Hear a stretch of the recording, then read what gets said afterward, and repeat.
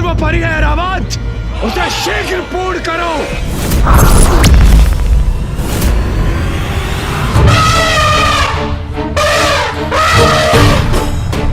देवराज का इतना दुस्साहस! अब मैं ही रोकूंगा उन्हें। रुको पुत्र कार्तिकेय। कैसे रुक जाऊं मां? देवराज सभी सीमाएं लांघ रहे हैं, तो उन्हें रोकने के लिए मुझे कुछ नहीं करना चाहिए क्या? पुत्र, ये इंद्रदेव की परीक्षा है, इसमें तुम्हारा हस्तक्षेप करना उचित नहीं।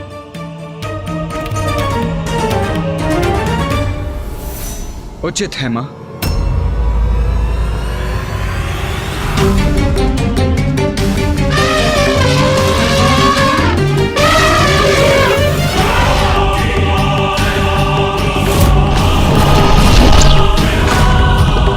अब इंद्रदेव की दृष्टता अपराध में परिवर्तित होने वाली है। अब बात बहुत आगे बढ़ रही है। ऐरावत का पांव आगे बढ़ा तो घोर अनिष्ट होगा। इतने क्रूर कैसे बन सकते हैं देवराज? अब या तो तुम हटोगे या फिर मिटोगे मूर्ख घोरी। ये उचित नहीं कर रहे आप इंद्रदेव, ये उचित नहीं कर रहे आप।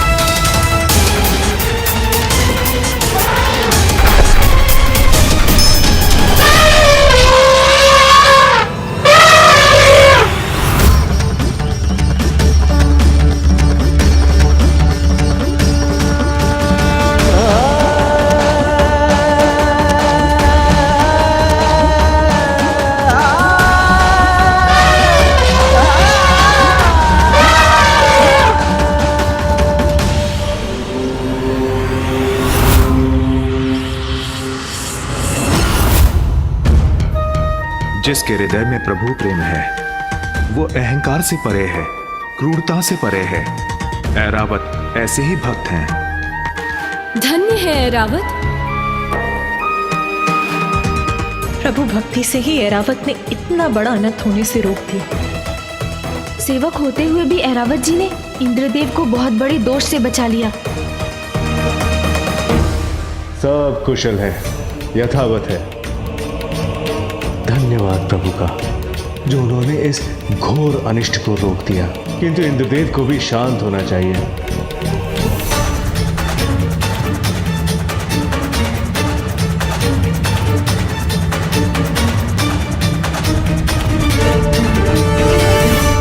ये रावत मेरे आदेश की अवहेलना कैसे कर रहा है?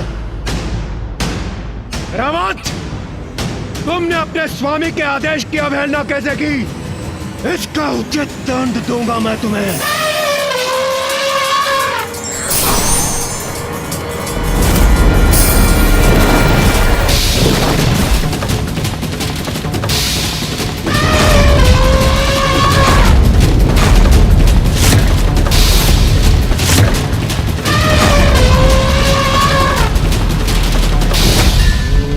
निर्बल और निर्दोष जीव जंतुओं पर आघात अत्याचार होता है, और अत्याचार शक्ति का नहीं, दुर्बलता और व्यक्ति के अंतर की रिक्तता का परिचय देता है।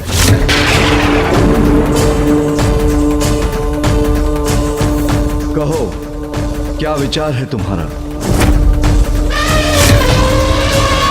ओह, तो अत्याचार पर प्रवचन देने के लिए तुम्हारी जीवा ने कष्ट कर ही दिया।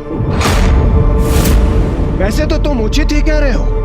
दंड ऐरावत को नहीं, तुम्हें मिलना चाहिए। तुम्हें मिलना चाहिए। तुम्हें मिलना चाहिए।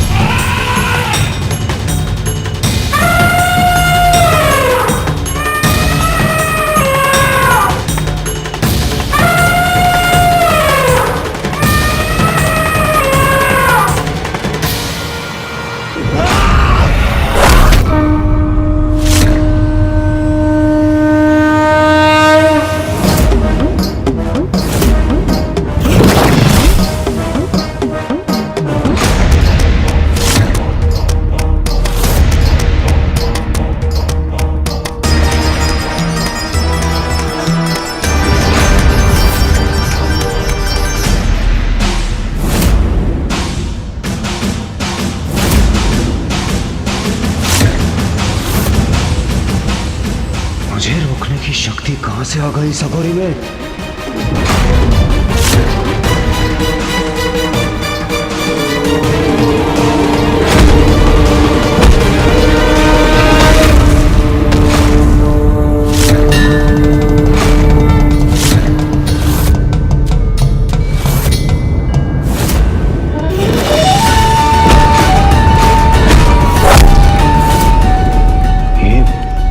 ये क्या हुआ? मेरा दंड कैसे पकड़ लिया इसने? मुझे पीछे हटने पर विवश कैसे कर दिया? असंभव।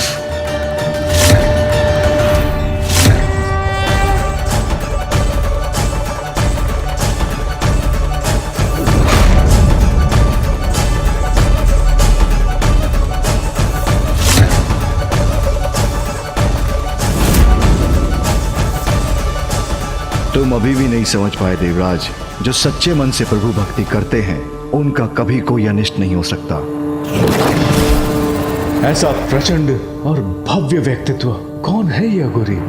अहंकार वो विकार है जिसके वश में आने पर व्यक्ति जो भी करता है अनुचित ही करता है और अकारण अन्य सभी जीवों को कष्ट पहुंचाता है।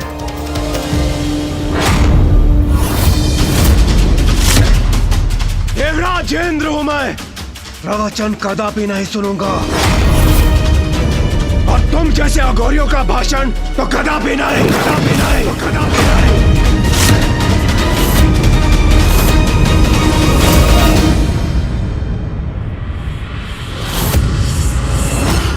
अब तो ये अपने आसन से उठ गए हैं। आइए हम भी जरा हटकर आगे चलते हैं। ए अघोरी, हटो एक और। कैसा हटे इंद्रदेव? हम उनसे हटकर जा सकते हैं। आइए आइए चलिए। नहीं देवगुरु, एक अघोरी के लिए देवराज अपना मार्ग परिवर्तन कर ले, ये उचित नहीं है। देवराज जब अपने मार्ग पर अग्रसर होता है तो अन्य को अपने मार्ग से हटना पड़ता है। देवराज इंद्र को नहीं। सेवा के लिए होता है देवराज का पद। तुम्हारे मार्ग से सभी का हटना तुम्हारा सम्मान नहीं, अपितु अहंकार मात्र भय है। और अहंकार से भला कोई किसी का सम्मान कहां पा सकता? बस! बहुत हुआ तुम्हारा प्रवचन, अब हट जाओ मेरे मार्ग से।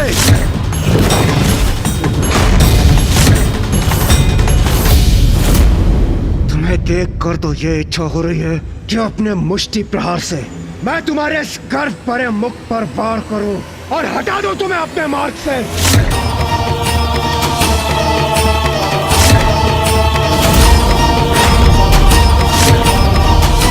किंतु तुम्हें स्पर्श कर मैं स्वयं को मैला नहीं करना चाहता। तुम्हारे स्वामी महादेव से मिलने जा रहा हूं मैं। उनसे भेंट कर उन्हें अवश्य बताऊंगा कि भूतों के समान विचरण करने वाले तुम जैसे अघोरियों की यहाँ प्रवेश करने की अनुमति नहीं होनी चाहिए।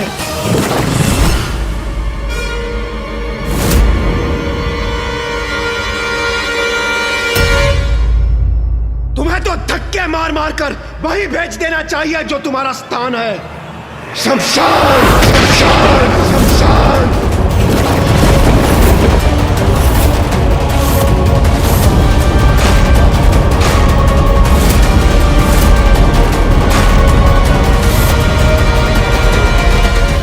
इन दिव्य पुरुष को ये कैसे शब्द बोल रहे हैं इंद्रदेव?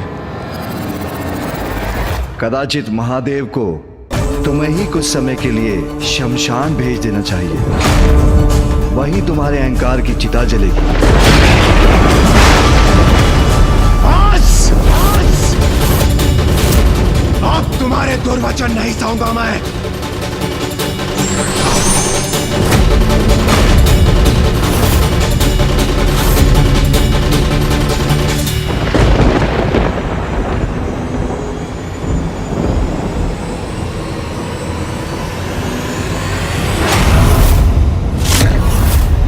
रुक जाइए इंद्रदेव, रुक जाइए। अब मुझे कोई नहीं रोक सकता। नहीं रोक सकता कोई।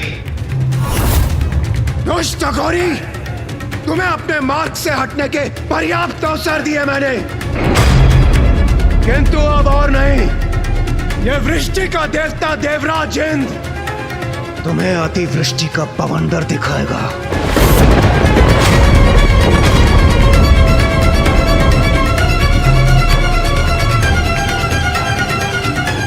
इंद्रदेव कदाचित अपना अंतिम अवसर भी गंवाने जा रहे हैं।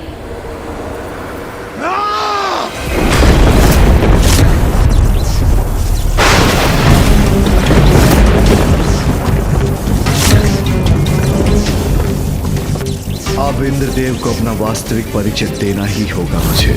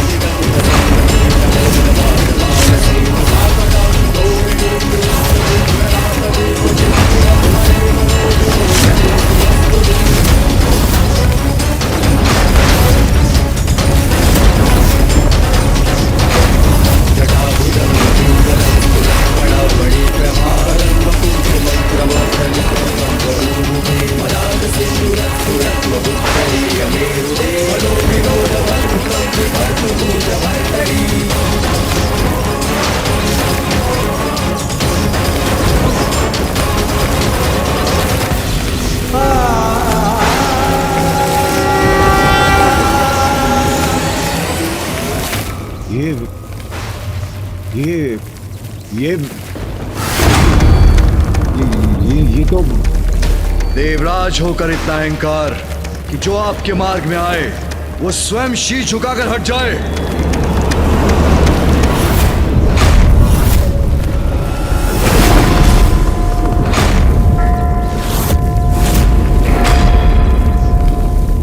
देवराज, महादेव, देवता होने से अहंकार का अधिकार प्राप्त नहीं होता। अपितु देवताओं का मूल कर्तव्य है दूसरों के प्रति सहानुभूति और सभी जीवों के प्रति सेवा। तुमने ऐरावत को मुझे कुचलने का आदेश दिया। तुम उसके स्वामी हो, इसलिए वो तुम्हारा आदेश मानने पर विवश हो गया। किंतु उसने मुझे पहचान लिया और भक्ति भाव के कारण उसके नेत्र अश्रु से भर आए। किंतु तुम्हारे नेत्र, उन पर तो अहंकार का आवरण था। भविष्य में यदि कोई असहाय और असमर्थ व्यक्ति तुम्हारे पथ में आएगा तो क्या उसे भी कुचल दोगे या उस पर वज्र चलाने के लिए तैयार हो जाओगे? क्या निरीह प्राणी पर चलाने के लिए तुम्हें वज्र प्रदान किया गया है देवराज?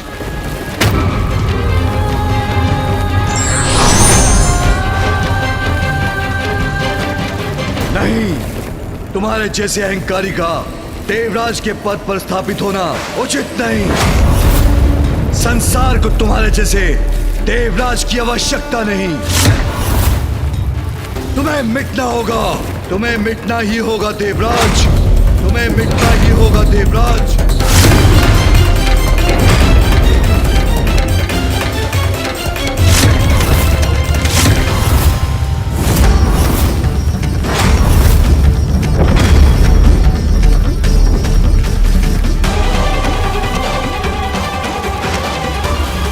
कैसा अनर्थ होने जा रहा है?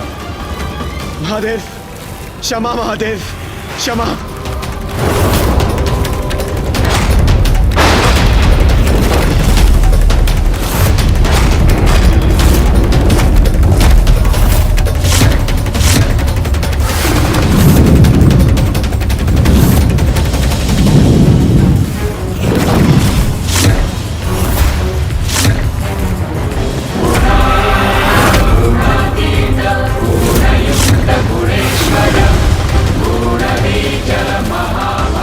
का तीसरा नेत्र खुलने वाला है। अर्थात अब इंद्रदेव सुरक्षित नहीं।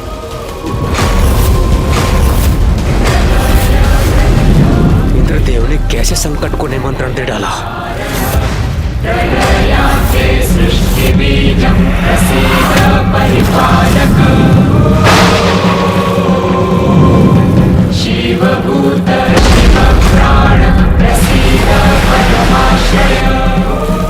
महादेव की क्रोधाग्नि से अपना बचाव कैसे करूं मैं?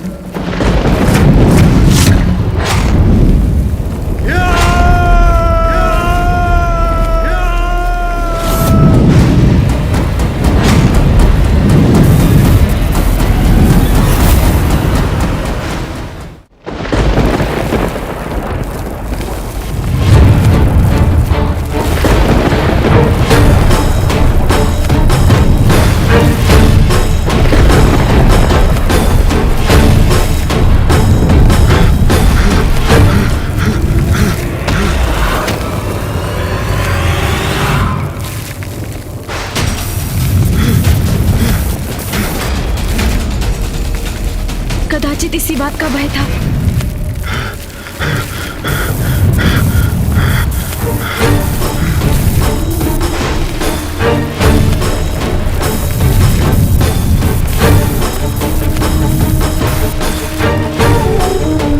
समीप आ रही है महादेव की क्रोधाग्नि।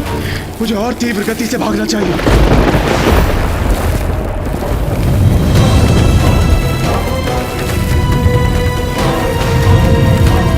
अहंकार में मैं ये क्या कर बैठा? अब तो प्रथम पूज्य विघ्नहर्ता गणेश जी मेरी रक्षा कर सकते हैं। प्रथम पूज्य गणेश जी मेरी रक्षा कीजिए, मुझे महादेव के क्रोध से बचा लीजिए।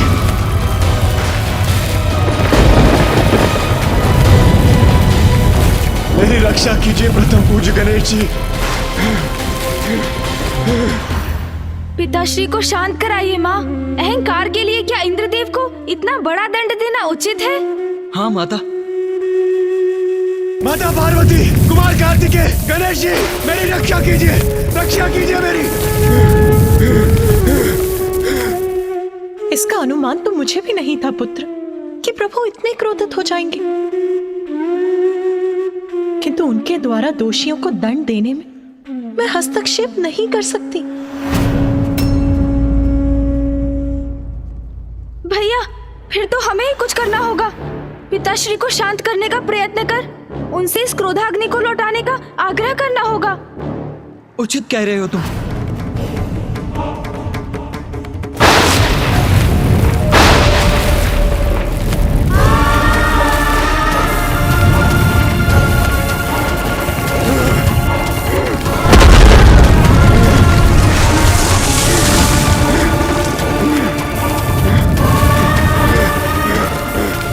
महादेव की क्रोधाग्नि तो मेरी ओर बढ़ी आ रही है। मैं तनिक भी विश्राम नहीं कर सकता।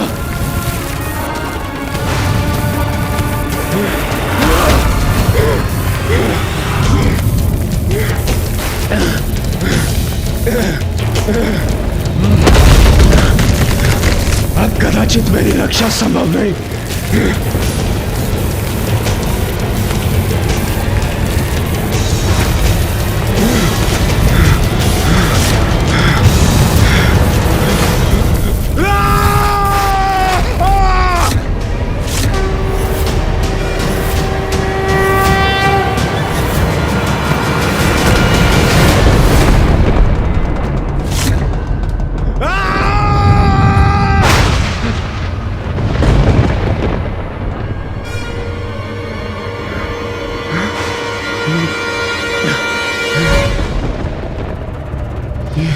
ये क्या मेरे प्राण पखेरु उड़ रहे हैं? क्या मेरा अंत हो चुका है? अभी तक तो नहीं इंद्रदेव। मेरा अंत नहीं हुआ? यदि मेरा अंत नहीं हुआ तो क्या हुआ है मेरे साथ? और महादेव की क्रोधाग्नि, उससे मेरी रक्षा किसने की?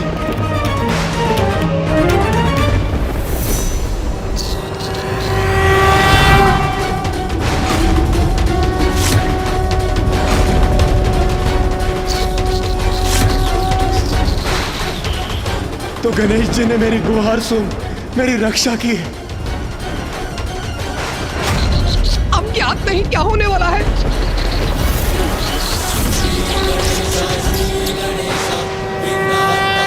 गणेश जी, मेरे प्राणों की रक्षा करने के लिए कोटि कोटि धन्यवाद। मैं क्षमा प्रार्थी हूँ प्रभु। इंद्रदेव, अभी धन्यवाद का समय नहीं आया, क्योंकि अभी तक आप सुरक्षित नहीं हैं। ये आप क्या कह रहे हैं गणेश जी? ये आप क्या कह रहे हैं?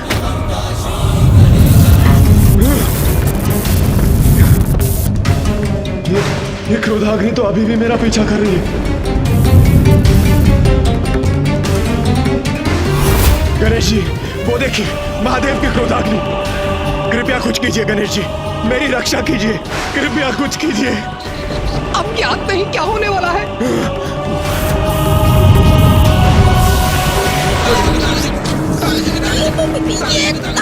प्रभु, कहीं महादेव की क्रोधाग्नि मुझे ही ना भस्म कर दे।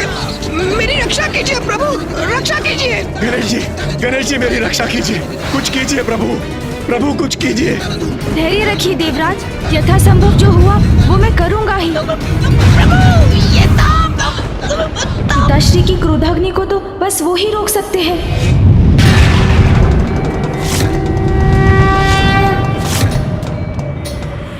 पिताश्री,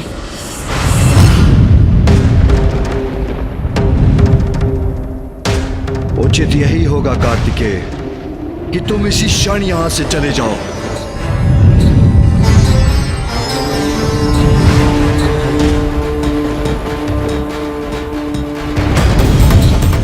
पिताजी का ये भीषण क्रोध तो अनर्थकारी हो सकता है। शांत हो जाइए पिताश्री, कृपा कीजिए, मेरी गुहार स्वीकार कीजिए पिताश्री।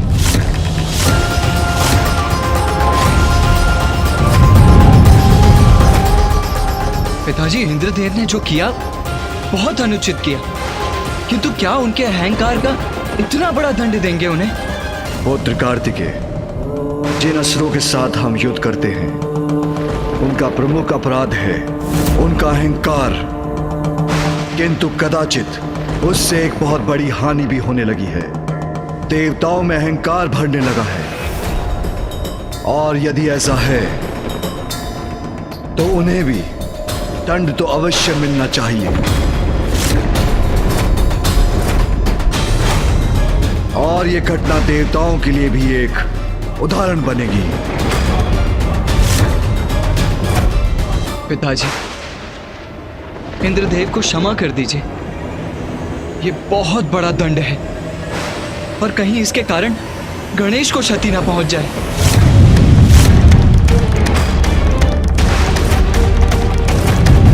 पिताजी तो शांत ही नहीं हो रहे हैं।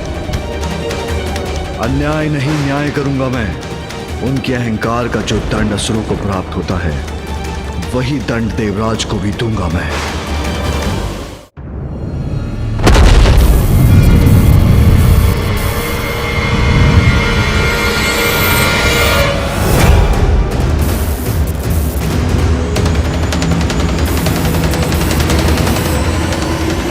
आज तो अंत निश्चित है।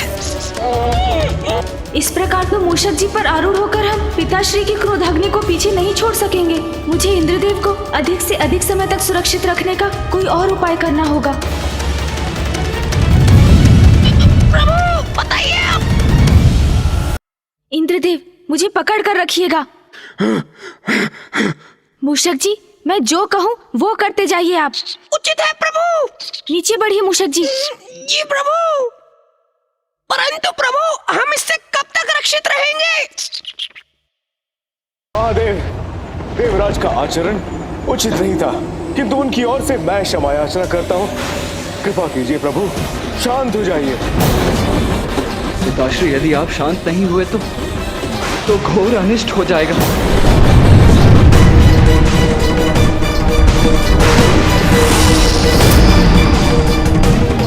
प्रकृति आपकी क्रोधाग्नि से प्रभावित हो रही है पिताश्री।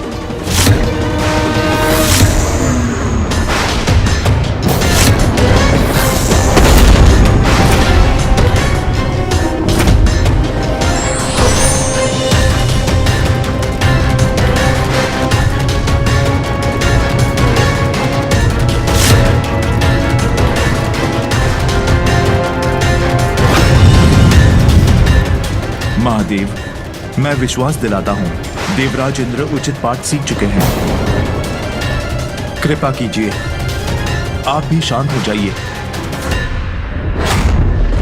महादेव, देवराज इंद्र को भस्म करने से कुछ प्राप्त नहीं होगा, अपितु यदि वर्षा के देवता को नष्ट किया गया तो प्रकृति पर और बुरा प्रभाव पड़ेगा।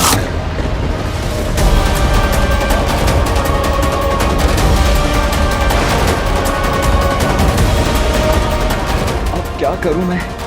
पिताजी इतने क्रोध में हैं कि वो किसी का सुझाव नहीं मान रहे। कौन है जो उनके इस क्रोध को शांत कर सकता है? माँ, अब आपको ही हस्तक्षेप करना होगा, आपको ही शांत कराना होगा पिताश्री को। पुत्र, मैं कदाचित तुम्हारे पिताश्री के कार्य में हस्तक्षेप करने में असमर्थ हूँ।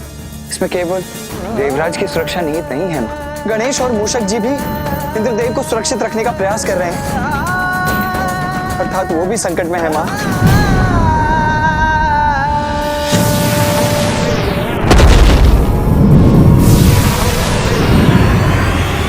यदि इंद्रदेव को कुछ हुआ तो समस्त संसार पर अनिष्ट की छाया पड़ जाएगी। आपके और पिताजी के निर्देश पर ब्रह्मदेव द्वारा जिस सृष्टि का सृजन हुआ, उसके नित्य नव सृजन में इंद्रदेव का भी महत्वपूर्ण योगदान है माँ। यदि उन्हें कुछ हुआ तो सृष्टि का सृजन चक्र भी नष्ट हो जाएगा माँ। इंद्रदेव अष्ट दिक्पाल के अध्यक्ष हैं, यदि उन्हें कुछ हुआ तो सर्वनाशी परिणाम होंगे माँ। माँ, जिसके संकेत तो अभी से दिखाई देने लगे।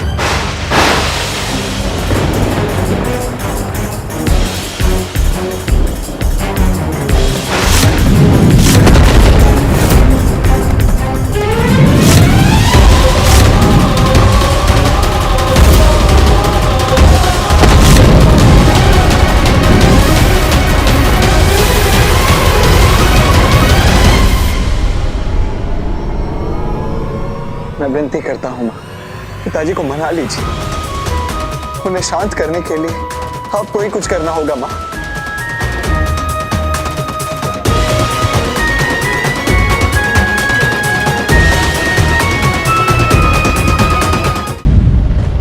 प्रभु, मुझे क्षमा कर दीजिए प्रभु, मुझसे बहुत बड़ी भूल हुई है प्रभु।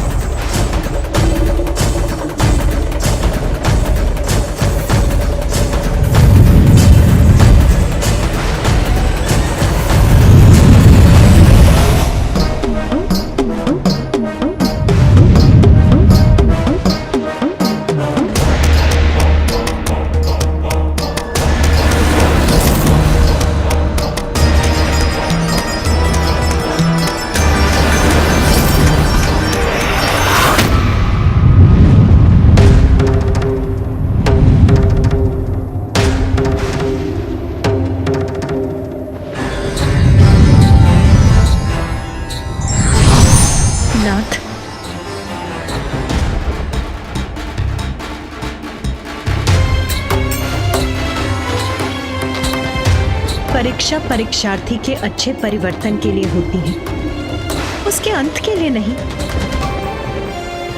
मैं आपसे विनती करती हूँ नाथ, इंद्रदेव अपनी भूल स्वीकार कर चुके हैं, अब आप भी शांत हो जाइए।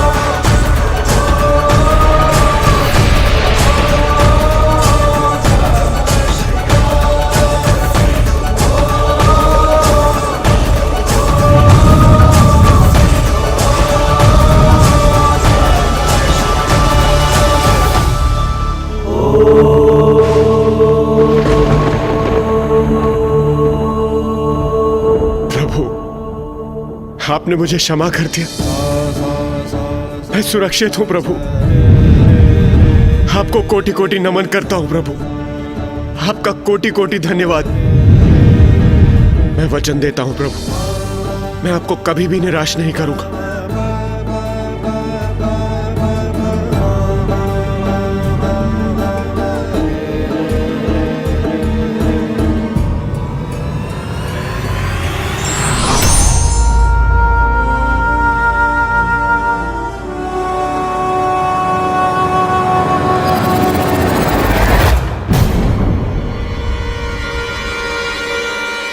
पिताश्री की क्रोधाग्नि तो बहुत निकट आ चुकी है।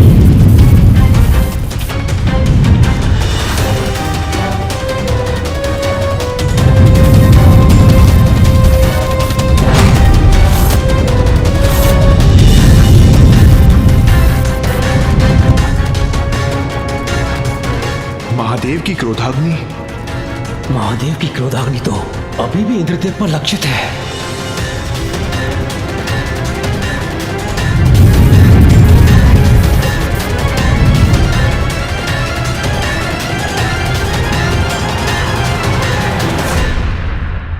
पिताश्री, आपका क्रोध शांत हो गया है।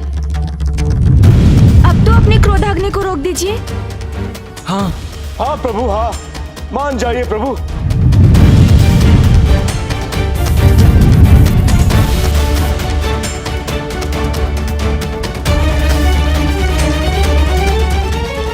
मेरे तीसरे नेत्र से उत्पन्न क्रोधाग्नि लौटाई नहीं जा सकती।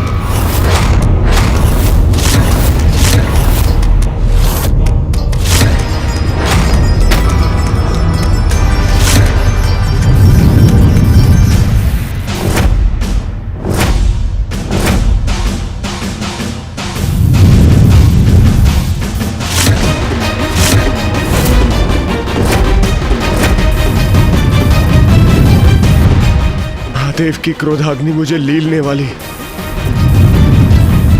कदाचित यही मेरी नियति है।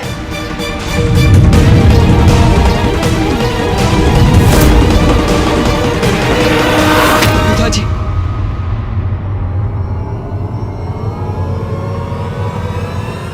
माता, आप भी मुझे क्षमा कर दीजिए और मुझ पर एक और उपकार कीजिए। मेरी पत्नी देवी शची तक मेरे अंतिम संदेश के रूप में मेरे सभी दोषों की क्षमा याचना पहुंचा दीजिए माता।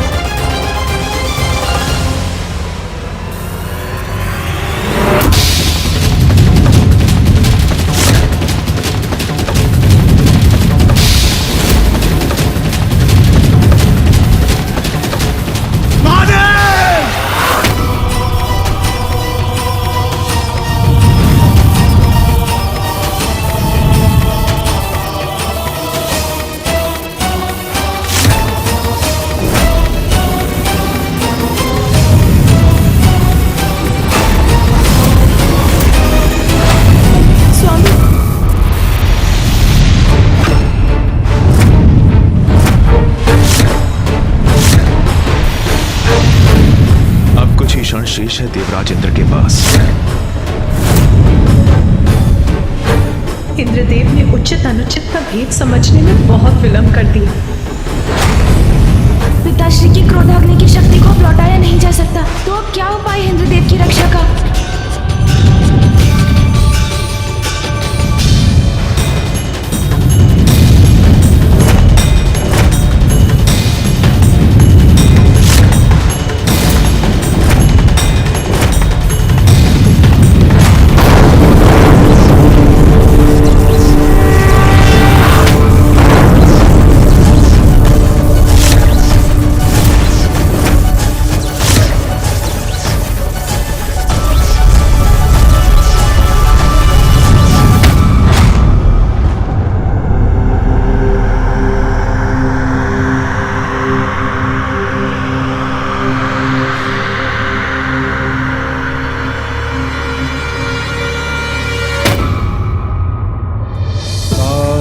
महादेव की क्रोधाग्नि मुझसे नहीं टकराई। मैं सुरक्षित हूं।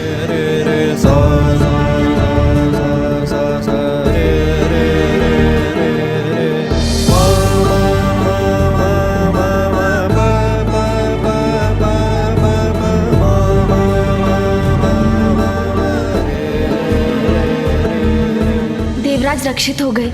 उचित समय पर पिताश्री ने अपनी ऊर्जा से क्रोधाग्नि को पीछे धकेल दिया। देवाधिदेव महादेव की दया उनके क्रोध से कहीं बढ़कर है। महादेव की लीला महादेव ही समझ सकते हैं। धन्य है आप पिताश्री, आपने अपनी क्रोधाग्नि की दिशा मोड़कर उसकी मर्यादा भी रखी और इंद्रदेव के प्राणों की रक्षा भी कर ली। प्रभु, आपने मुझे क्षमा कर दी, मेरी रक्षा की आपने। मैं कृतार्थ हुआ प्रभु। आपको कोटि कोटि नमन करता हूं प्रभु। ओम नमः शिवाय, ओम नमः शिवाय, ओम नमः शिवाय।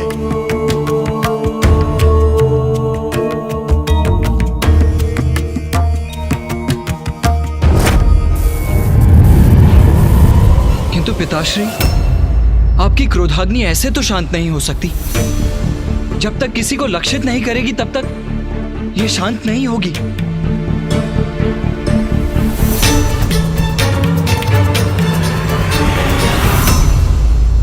चिंता मत करो पुत्र कार्तिकेय, मेरी क्रोधाग्नि किसी का जीवन नष्ट नहीं करेगी, क्योंकि मैंने उसका मार्ग सागर की ओर मोड़ दिया है।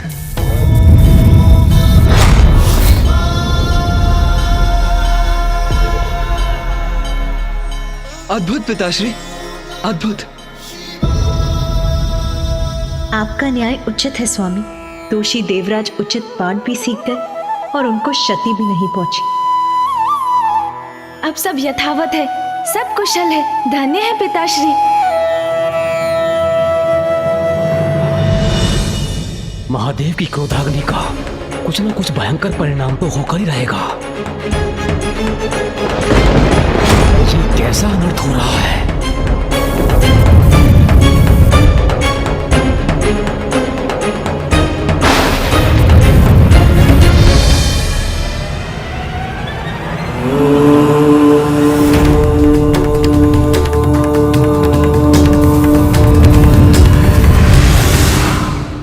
मेरी क्रोधाग्नि अब सागर में विलीन हो गई है। ये शुभता के लक्षण नहीं है। इस सृष्टि पर अवश्य ही कोई नया संकट लेकर आएगा। हर हर महादेव, हर हर महादेव। महादेव की जय हो, महादेव की जय हो, महादेव की जय हो, महादेव की जय हो।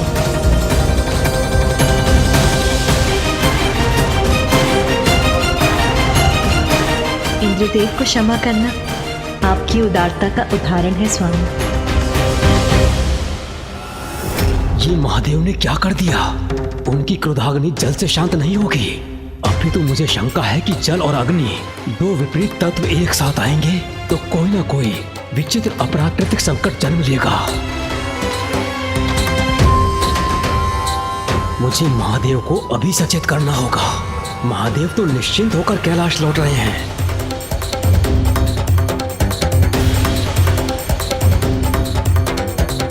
किंतु सागर के गर्भ में क्या उत्पन्न हुआ है वो किसी को ज्ञात नहीं। मुझे किसी महासंकट की आशंका हो रही है।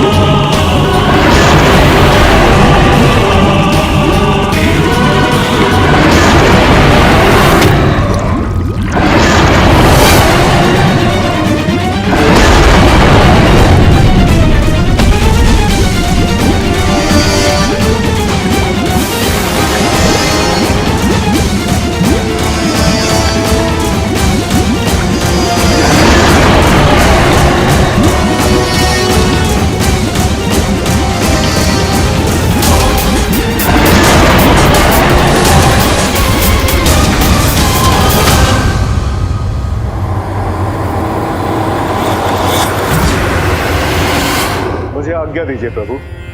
देवी सची ने मुझे इंद्रदेव को सुरक्षित रखने के लिए उनके साथ भेजा था, और अब वो कुशल है तो मुझे प्रस्थान करना चाहिए। देवगुरु, अहंकारवश मैंने आपसे बहुत कुछ अनुचित बोल दिया, मुझे क्षमा कर दीजिए। देवराजेंद्र, महादेव की कृपा से अब सब कुशल है।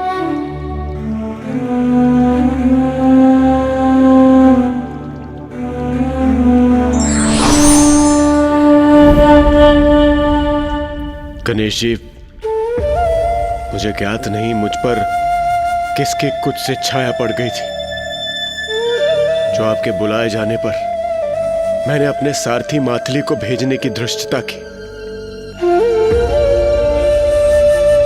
मुझे क्षमा कर दीजिए प्रभु, क्षमा कर दीजिए मुझे।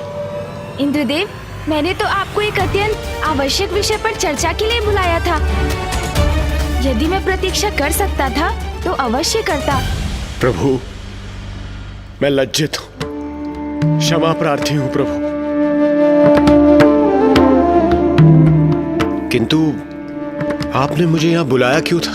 देवराज, ऋषि अंगिरस कैलाश आए थे, किंतु तब पिताश्री ध्यान में थे। ऋषि अंगिरस? वो अत्यंत क्रोधित थे। उन्होंने बताया कि बिना वर्षा के दक्षिण में प्रजा अकाल से कैसे त्राही त्राही कर रही है। ये उचित नहीं है। और इसीलिए गणेश ने आपको यहाँ बुलाया था देवराजेंद्र। अब तो आप भी समझ ही गए होंगे कि ये कितना महत्वपूर्ण है।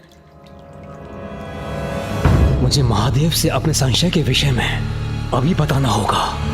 याद नहीं, महादेव की क्रोधाग्नि कैसा विकृत रूप लेकर जन्म लेगी। देवराज, आप तो मेघों और वर्षा के देवता हैं। फिर दक्षिण में इतना भयंकर अकाल क्यों पड़ने दे रहे हैं? आप वहाँ की सुध क्यों नहीं ले रहे हैं देवराज? वहाँ के जीव जंतु वनस्पतियों को समाप्ति के निकट क्यों भेज दिया आपने? दक्षिण में वर्षा ना होने का कारण बताइए इंद्रदेव। किंतु महादेव,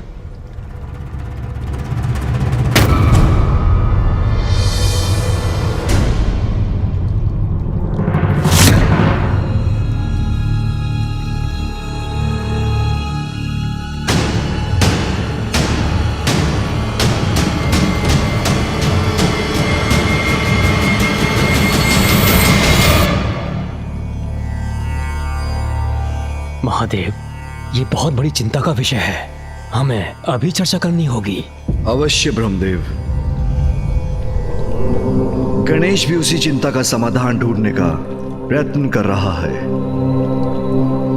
गणेश भी समाधान ढूंढ रहे हैं, अर्थात उन्हें भी सागर में उपस्थित संकट का आभास है। हाँ फूफा जी, मैं इंद्रदेव से अभी दक्षिण के अकाल की चिंता पर ही विचार कर रहा था। दक्षिण में अकाल? आप भी विराजिए फूफा जी। कदाचित ये उचित समय नहीं होगा उस प्रसंग के विषय में वार्ता करना।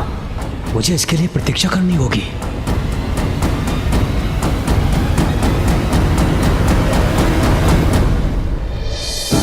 तो बताइए देवराज, दक्षिण में पड़े अकाल का क्या कारण है और आप इसका समाधान क्यों नहीं कर सकते? किंतु प्रथम पूज्य श्री गणेश जी, कुमार कार्तिकेय, माता पार्वती, दक्षिण में पड़े अकाल का कारण मैं नहीं।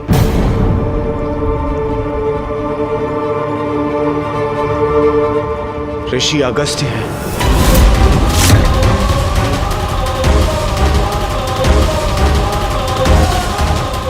ऋषि अगस्त्य? ये ऋषि अगस्त्य कौन है? ये ऋषि अगस्त्य कौन है?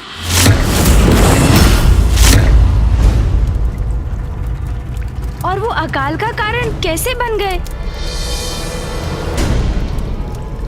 तुम्हारे इन प्रश्नों का उत्तर मैं दूंगा गणेश।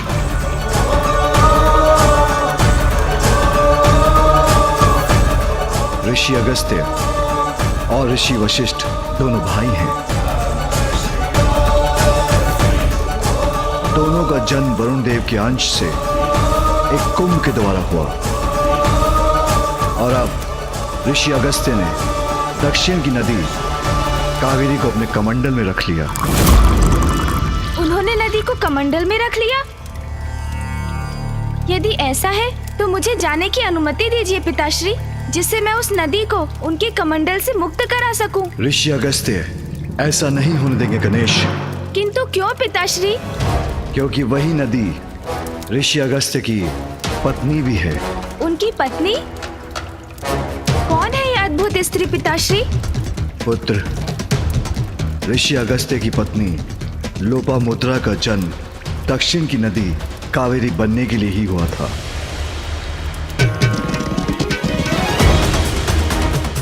किंतु लोपामुद्रा की नदी होने के बाद ऋषि अगस्त्य ने उन्हें अपने कमंडल में स्थित कर लिया और स्वयं ध्यान मग्न हो गए, जिससे नदी उनके कमंडल में बंद कर रह गई। किंतु पिताश्री, ऐसी अवस्था में कोई ऋषि अगस्त्य को जाकर उन्हें कावेरी को उनके कमंडल से मुक्त कराने के लिए क्यों नहीं कह सकता? सभी उनसे इतने भयभीत क्यों हैं? यदि वो ना माने तो हम उन्हें नदी को मुक्त करने पर बाध्य क्यों नहीं कर सकते पिताश्री?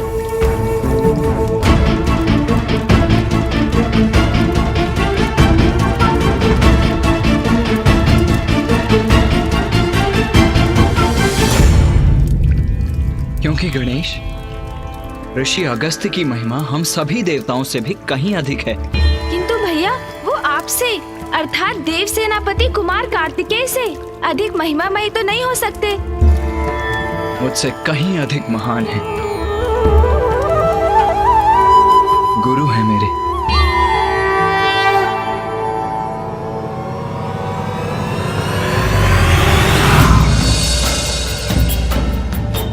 स्वस्ति न इंद्रो वृतश्रवाः स्वस्ति न पूषा विश्ववेदाः स्वस्ति नस्तारक्षो अरिष्टनेमि स्वस्ति नो बृहस्पतिर्दधातु मानस्तोके धनयमान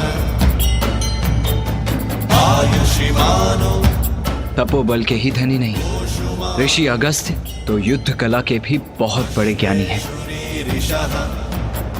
मानो वीरानुद्रभामिनो बधिरः विश्वमन्तसस्मित्वा हवामहे।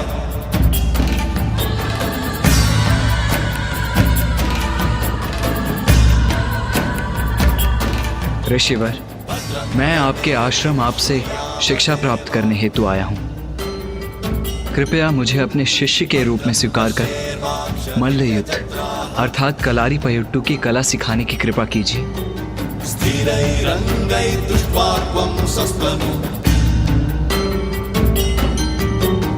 दिव्यक्षेमहि देवहितं यदायुः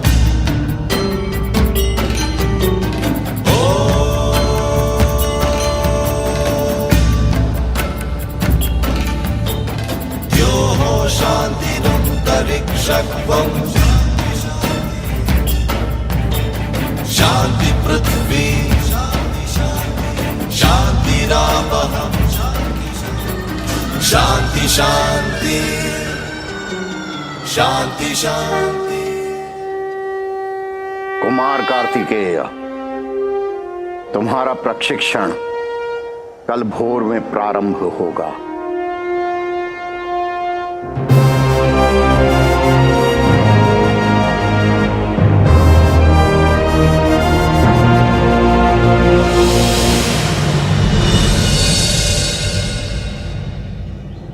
सर्वप्रथम सूर्य नमस्कार। जो आज्ञा गुरुवर।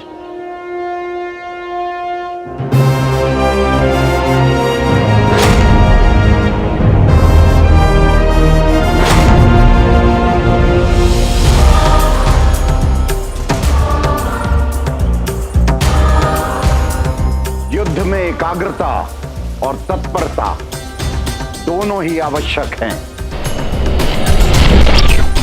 जी गुरुवर।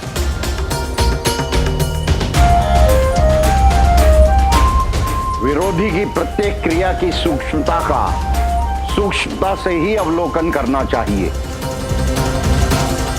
अन्यथा चूक हो सकती है। अवश्य गुरुवर। क्रिया को पुनः दोहराने से अभ्यास होता है, इसलिए पुनः करिए।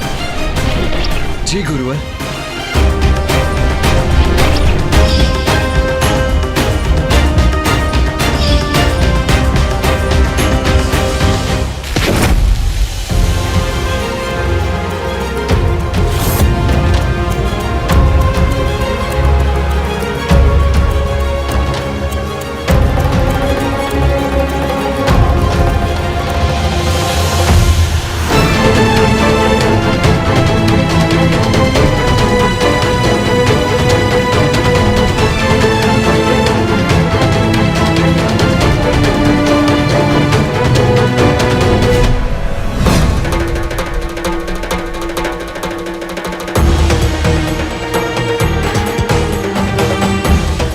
प्रयत्न करिए।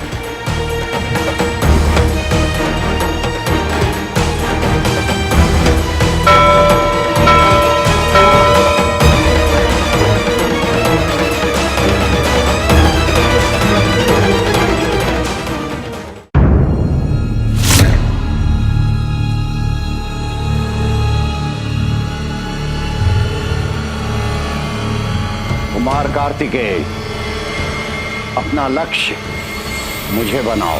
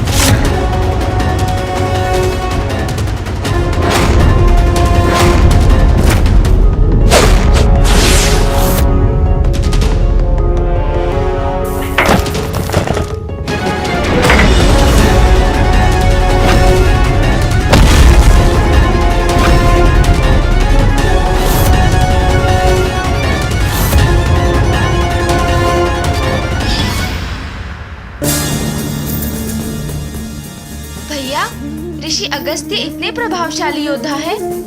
हाँ गणेश, मैं अति भाग्यशाली हूँ कि मुझे ऋषि अगस्त्य जैसे गुरु मिले। उनकी प्रतिभा के बारे में जानकर तुम भी अचंभित रह जाओगे। तो बताइए ना भैया, फिर क्या हुआ?